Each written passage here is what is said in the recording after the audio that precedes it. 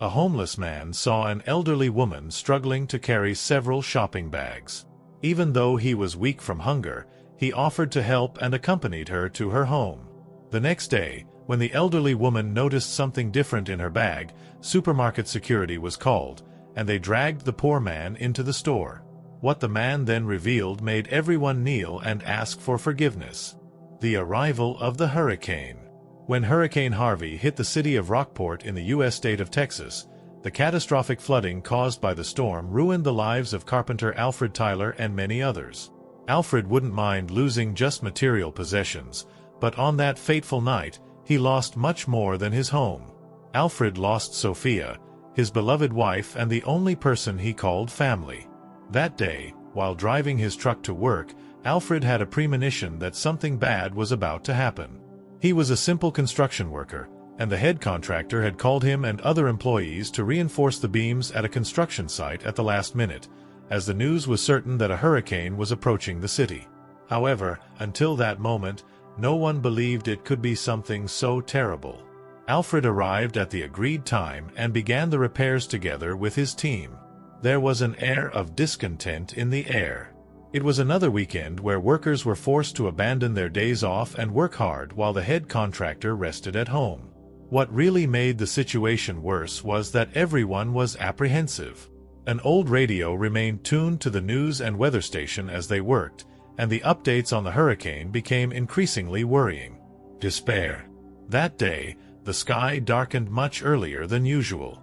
As soon as everyone saw the black clouds covering the sky and the winds getting very violent, Alfred and his friends called the contractor on the radio and asked to be released. After all, everyone had their own family to take care of. But this was an expensive project, and the man refused the request. Despite the threat of having his contract terminated, Alfred could only think about his wife alone at home in a storm like that.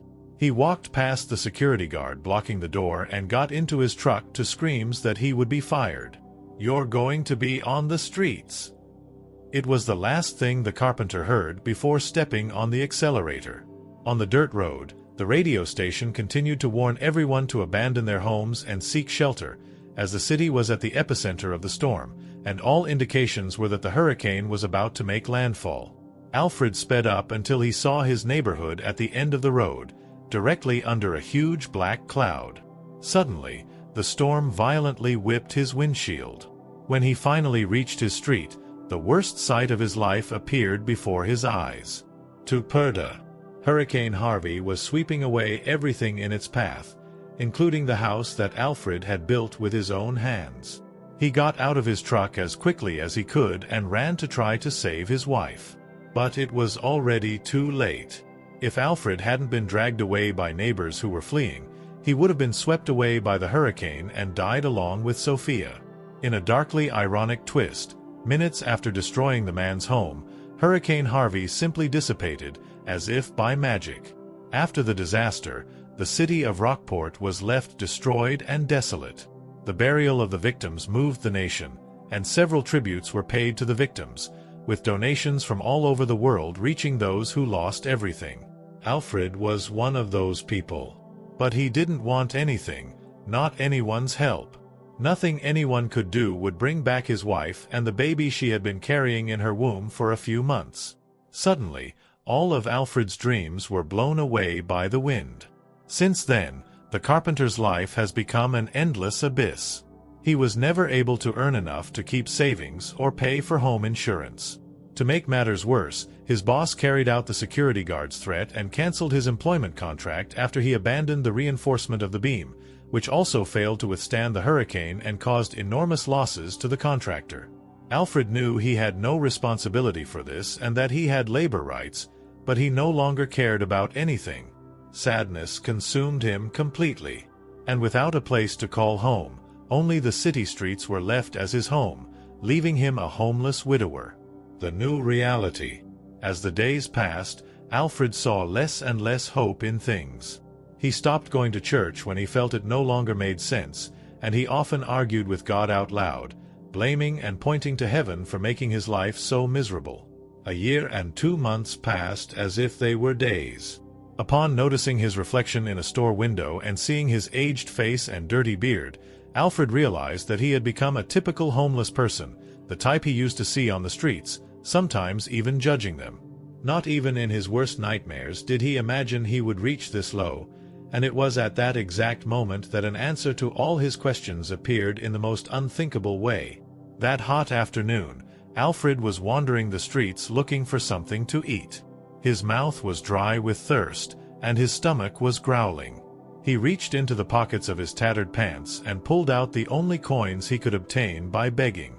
The hunger was terrible, but it was wiser to save them for later, to buy some bread for dinner.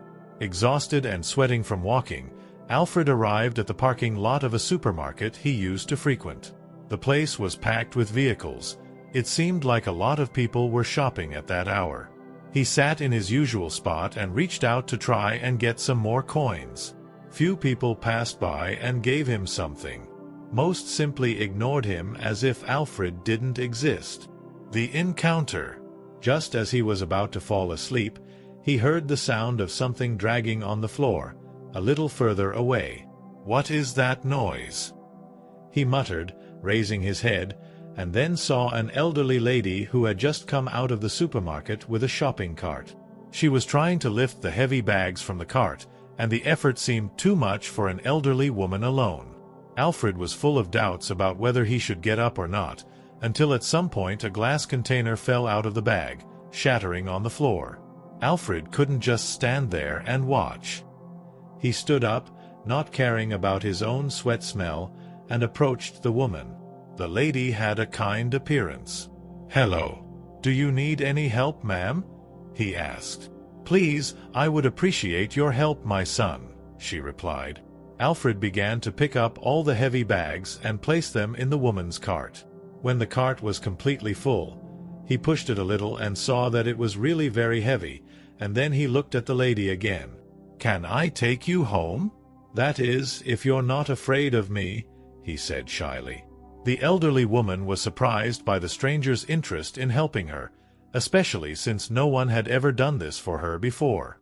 She used to shop at that same supermarket and always carried her purchases in the car. But that day, the car was in the shop. After thinking for a while, she asked Alfred if he was sure and said she had no money to give him. "I can't pay you, boy. I just spent the money I had with me on these purchases." She looked at the homeless stranger from head to toe, already expecting him to just walk away yelling and cursing at her for wasting his time. But Alfred's answer made her realize that not all poor people were after money. "You look like my mother, and I wouldn't charge my mother for help," Alfred said. "Please let me push the cart for you." He insisted on pushing the heavy cart for about 25 minutes and several blocks, including uphill sections.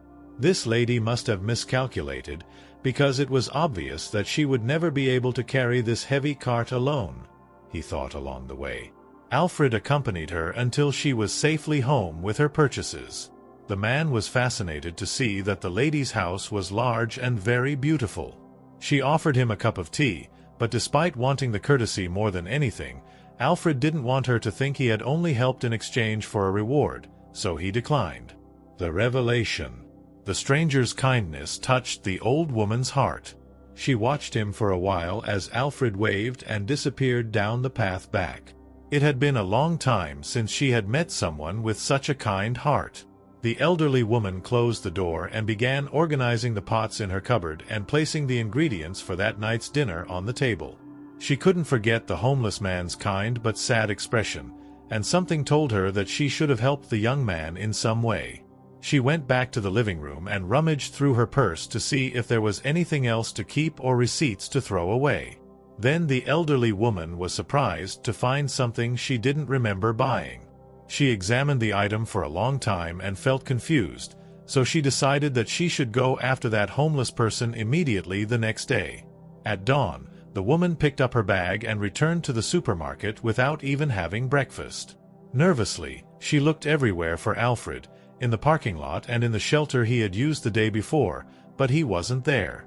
She entered the store and met with the owner, asking him to make an effort to find the homeless man urgently. "You need to find him, please. He must have come here before." The supermarket owner said security camera footage should help. In the surveillance room, the store owner helped the security guards rewind the tape to the beginning of the recording that morning, when the market opened. "Pause, pause," the store owner said to the surveillance camera technician. The woman pointed to Alfred on the computer screen. "It's him, yes, it's the guy, we need to find him," the elderly woman said after seeing the homeless man on closed-circuit TV. The supermarket owner sent a security guard to look for the homeless man with the help of a police system that worked together with the city's store owners.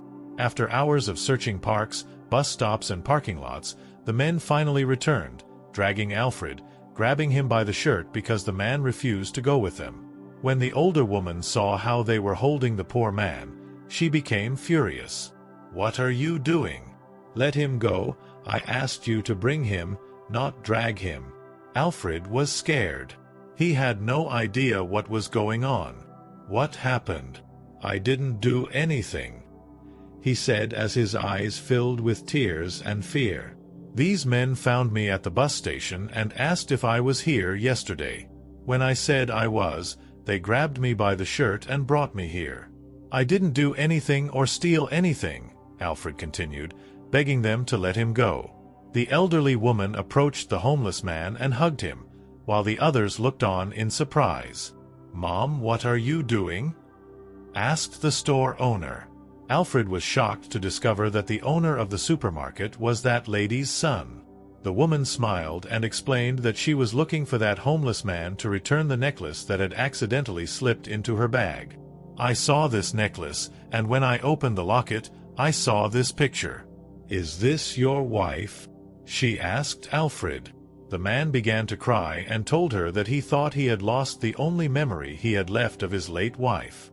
"I thought I'd never see him again," Alfred cried. "I looked for it yesterday, but I couldn't find it." Full of emotion, memories flooded Alfred's mind, and he couldn't contain himself and told everyone his story. "I met Sophia while repairing a barn when I came to this town. It was the beginning of my career as a carpenter. I was young, and her father gave me the opportunity for this work. Since then, I have never taken my eyes off her. This necklace was our first dating gift. We got married the following year and were finally realizing our dream of starting a family. I was sure I would live with her forever." Realizing that this was a delicate matter for the man, she said that he didn't owe anyone an explanation, but Alfred continued as if he wanted to remove a stone from his throat. "But then that damn hurricane came, and I was forced to work. I should never have let a man like Christian Blake tell me what to do, that unscrupulous contractor. My place today should be underground, worthily buried next to my family." At this point, the elderly woman was already in tears. Alfred and she hugged, and no one else said a word. Everyone remembered the hurricane and how devastating it had been for many families in the city. They could imagine what that man was going through. "Justice." After a long and respectful silence, the elderly woman took Alfred by the hand and asked the homeless man to return to her son's supermarket the next day, as she wanted to do something for him. That same night, the woman spoke to her son, and they were both shocked by the homeless man's story. The truth is that they both got goosebumps when they heard the name Christian Blake come out of the poor man's mouth. What were the chances of such a coincidence happening? The young man was so outraged that he insisted on calling his own lawyer to see if they could still do anything for him. The next day, the family's lawyer brought good news, and so mother and son went around the neighborhood and approached the homeless man again. When they found him, they quickly introduced the family lawyer to Alfred. "Are you Alfred Tyler?" asked the lawyer. Alfred nodded, surprised to hear his last name for the first time in a long time. "Mr. Tyler, nice to meet you. I'm Jacob Johnson, the lawyer for Mrs. Blake and her son," the lawyer continued, pointing to the elderly woman and the supermarket owner. "We want to make you an offer, but before we do that, we need to give you some money." Alfred thanked her, but refused the charity, saying that he had helped the elderly woman days before because it was something anyone should do. "But this isn't charity or paying for a favor, Mr. Tyler. The money we have is rightfully yours." Alfred was even more confused by the situation. and the explanation almost made his heart stop. According to the lawyer, the contractor for whom Alfred had worked in the past was the nephew of that same elderly woman. The entire family was already ashamed of the ambitious and unscrupulous man he had become. Christian Blake was a man involved in bribery schemes and had several cases against him, including a tax and employment judgment, and he was on the run. Because he fled, the court initiated an appeal to block his bank accounts and all his assets, which would be used to pay due compensation to employees wronged by his administration. According to the lawyer, the name of the homeless man, Alfred Tyler, had been on the list for a long time, but the man was never found or had his rights sought. But now, somehow, fate had placed Alfred in that woman's path, and finally, justice was being served. At sentencing, the judge determined that Alfred would receive the sum of $78,000, which would not make him rich, but it was enough for him to start his life over and get off the streets, renting an apartment or making a down payment on a new one. All he needed to access the money was to reissue all his documents and open a bank account, and the family lawyer would help him with that. A new beginning. When Alfred thought the surprises were over, the young supermarket owner made an offer. "I think a new job would do you good. What do you think?" Alfred couldn't believe his ears and found it difficult to hold back the tears as he clasped his hands together in gratitude and nodded. In a serious tone, the young man continued, "Good. A man with your experience would have noticed that the market needs some work, and I don't have a head contractor yet. Do you think you can handle that, Mr. Tyler?" Alfred wiped his tears and replied, "Sorry for being blunt, sir. But your market is falling apart," said the homeless man, making everyone laugh, and added, "I'm sure I can help." The supermarket owner gave him a uniform and said that work would start the next day at 8 o'clock sharp. Alfred could barely contain his happiness, and before saying goodbye, he looked at the elderly woman who had changed his life. "Thank you very much. You are no different from my mother," he said, in tears. "And you're no different from my son," she replied, patting Alfred on the shoulder. He then asked her name. "Maria. My name is Maria Blake," she said, bringing Alfred to tears once again. His late mother's name was also Maria. Alfred took this as a divine sign. From that day on, the once homeless man reaped the sweet fruits of his compassion. He now had a roof over his head and a good job and began visiting church occasionally. Alfred never complained about his life or blamed God again. He still didn't know what the purpose of it all was, but he felt a spark of optimism rising within him again. If you liked this story, please leave a like, and this other video that's appearing on your screen right now will probably move you too. Enjoy the session, and see you in the next video.